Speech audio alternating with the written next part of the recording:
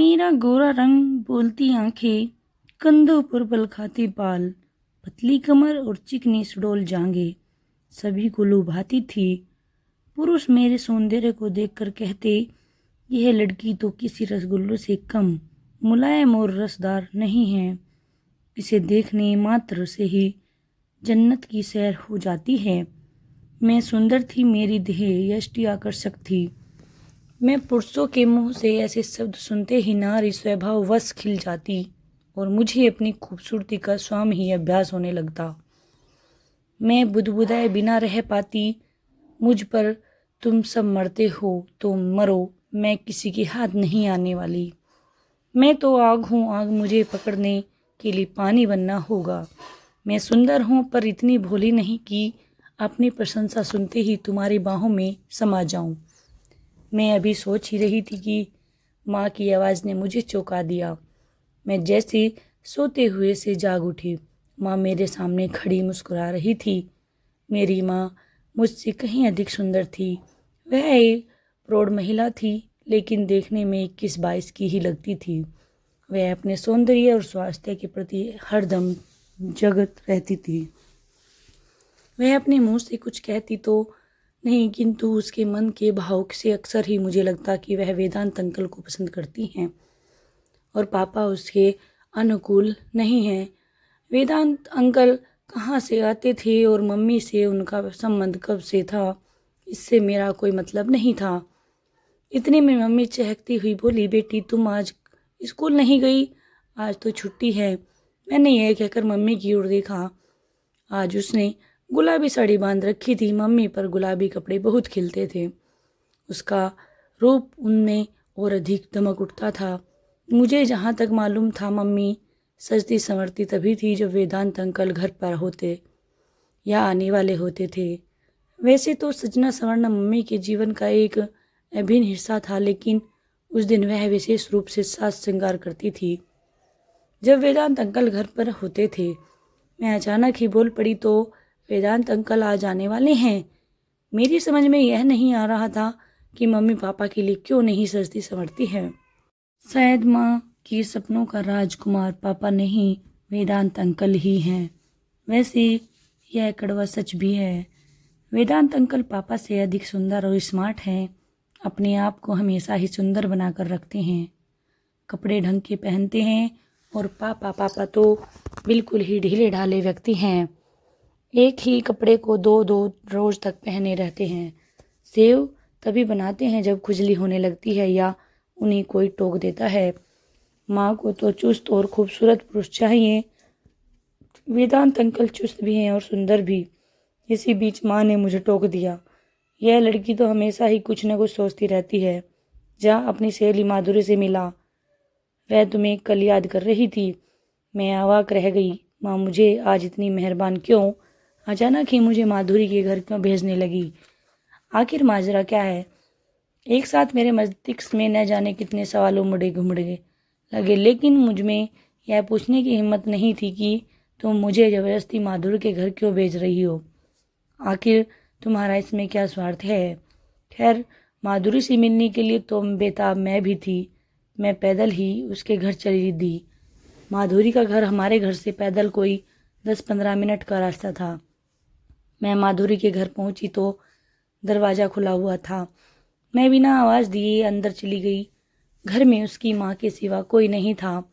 माधुरी का भाई देवगन नहीं था। मुझ पर उसकी माँ की नज़र पड़ी तो वह बोली, अंदर आ जा काजोल, काफ़ी दिनों बाद आई है। माधुरी और देवगन तो अपनी नानी के घर गए। कल सुबह तक आ जाने की उम्मीद है। खड़ी क्यों हो? आप बैठो तो सही। मैं उसकी माँ के साथ बैठकर भला क्या बात करती। 2-3 मिनट तक खड़ी रही, फिर बोली, आंटी मैं जा रही हूँ। माधुरी आए तो कह देना मैं आई थी।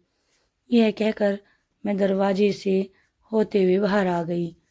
माधुरी हम उम्र की थी, लेकिन उसका भाई देवगन मुझसे 1 साल छोटा था। वैसे वह देखने में छोटा नहीं लगता था। देवगन बहुत शरारती भी था।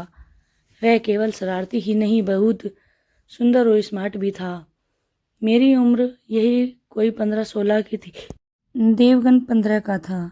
जींस की पैंट और टी शर्ट में वह किसी राजकुमार से कम सुंदर नहीं लगता था। मैं यही सब कुछ सोचती हुई अपने घर आई तो दरवाज़ा धक्का देते ही खुल गया। मैं बरामदे से होते हुए मम्मी के बेडरूम के सामने आई तो किसी मर्दाने आवाज़ ही सुनते ही ठिठक गई।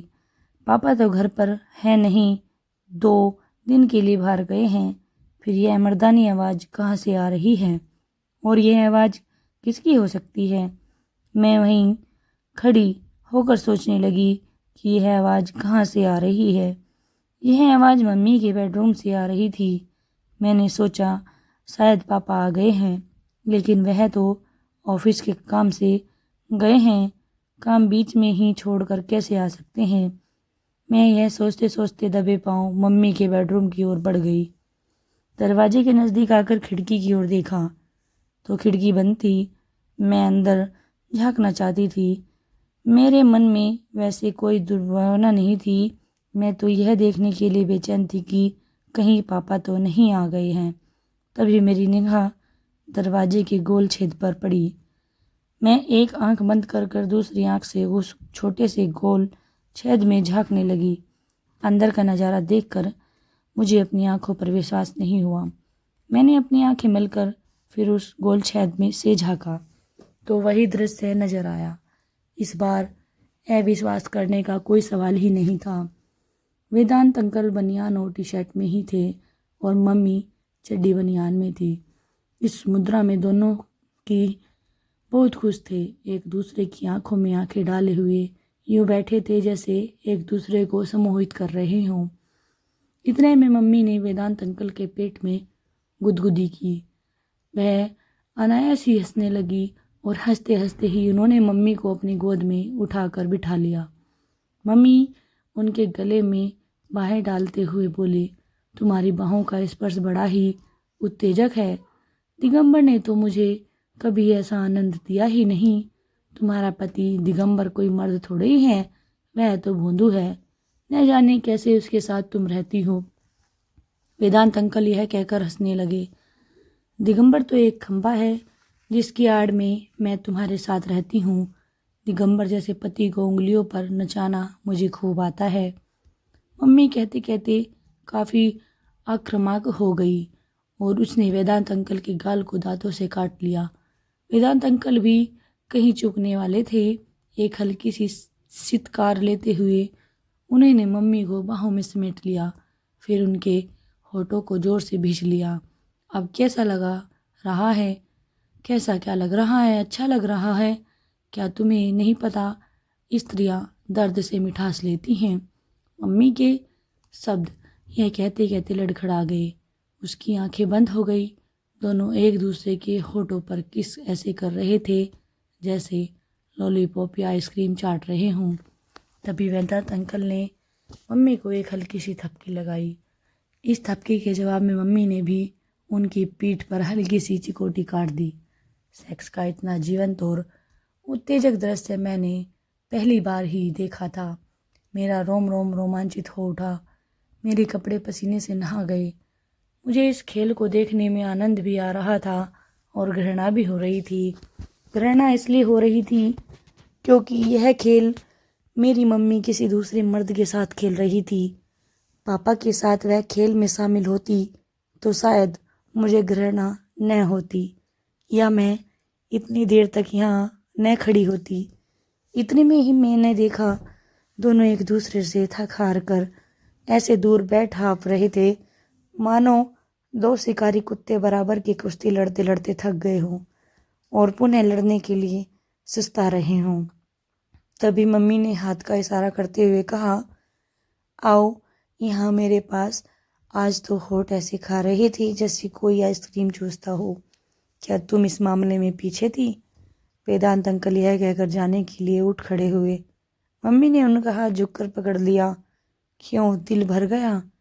अब बस भी करो, काजोल कहीं आ गई तो मुश्किल हो जाएगी। वेदांत अंकल की आवाज़ में थकान थी, लेकिन मम्मी के चेहरे पर थकान की सिकन तक नहीं थी। उसकी आंखों में तो अभी यौन आमंत्रण हिलोरे मार रहा था। उसने वेदांत अंकल को खींचकर पलंग पर बिठा दिया। काजोल अपनी सहेली के घर गई है, वह अभी नहीं आने वाली। मेरे शरीर में एक सिहरन सी दौड़ रही गई। तुम भी, वेदांत अंकल ने यह कहते कहते मम्मी को बाहों में भींच लिया। लगता है अब कल वाले आसन का इस्तेमाल करना पड़ेगा। करो ना, मना किसने किया है। मम्मी यह कहते कहते हंसने लगी। अंकल ने उसको पलंग पर पटक दिया। मम्मी का पूरा शरीर पलंग पर मचल रहा था। अंकल ने हाथ बढ़ाकर टेप रिकॉर्डर ऑन कर दिया। संगीत की धुन बड़ी ही उत्तेजक और दिलकश थी। तभी अचानक ही मुझे छींक आ गई। सारा गुड़ गोबर हो गया। मैं हड़बड़ा कर अपने कमरे की ओर भागती चली गई और पलंग पर निढाल पड़ गई। मुझे अपने आप पर बहुत ही खींच आ रही थी। इस नासपीटी छींक को क्या भी आना था। सारा खेल बिगाड़ दिया। इतने में दरवाज़ा खुलने की बड़ाम की आवाज़ हुई। मैं फटाफट पलंग से उठकर कपड़े बदलने लगी ताकि मम्मी है समझे कि मैं माधुरी के घर से अभी अभी आ रही हूँ। इसी बीच मम्मी मेरे कमरे में दाखिल हुई। मैंने देखा वह काफ़ी भयभीत थी। वह मेरे करीब आकर बोली, कब आई? अभी चली ही तो आ रही हूँ। माधुरी घर पर ही थी? हाँ, घर पर ही थी। मैं इतना कहकर बाथरूम में आ गई और स्वयं को सहेजने संभालने की कोशिश करने लगी। मुझे डर था कि कहीं मैं माँ बेटी के मर्यादित रिश्ते की गरिमा को भूलकर कोई अशोभनीय बात न कर बोलूं। मैं माँ से कोई सवाल करना नहीं चाहती थी क्योंकि माँ की यह अपनी ज़िंदगी थी। न जाने किस मजबूरी में वह यह सब कर रही हैं। कोई कारण जाने बिना माँ को कुछ कहना मुझे ठीक नहीं लग रहा था। वह पापा से इतनी बड़ी बेवफाई क्यों कर रही थी? यह बात मुझे भीतर ही भीतर कचोट रही थी। मैं शुरू से ही उस विचारधारा की थी, जो भी काम करो खुलेआम करो, किसी से लड़ी न करो। कोई भी काम बुरा नहीं होता, वह तब बुरा हो जाता है जब वह सबकी नज़रों से बचा कर किया जाता है। मम्मी को पापा पसंद नहीं हैं या वे उसको खुश नहीं रख पाते तो वह वेदांत अंकल के साथ उन्हें तलाक देकर रह सकती हैं। ऐसे छुप छुप कर वह जो कर रही हैं उसे तो परिवार में गंदगी ही फैल रही है। मैं बाथरूम से ही कोई 10 मिनट के बाद आई तो मम्मी अपने बेडरूम में थी। वेदांत अंकल जा चुके थे। मैं उनके सामने जानबूझकर नहीं गई थी कि कहीं वह शर्मा न जाए या मम्मी को मुझ पर शक न हो जाए।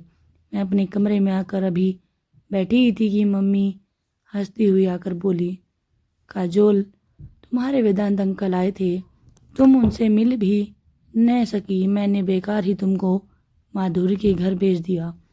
आओ मेरे साथ कमरे में। यह कहते कहते मम्मी ने मेरी बाँह पकड़ ली और मुझे खींचते हुए अपने कमरे में ले गई। आई, मैंने देखा पलंग पर ढेरों सामान बिखरे पड़े थे जिनमें मेरे ज़्यादा लिए थे।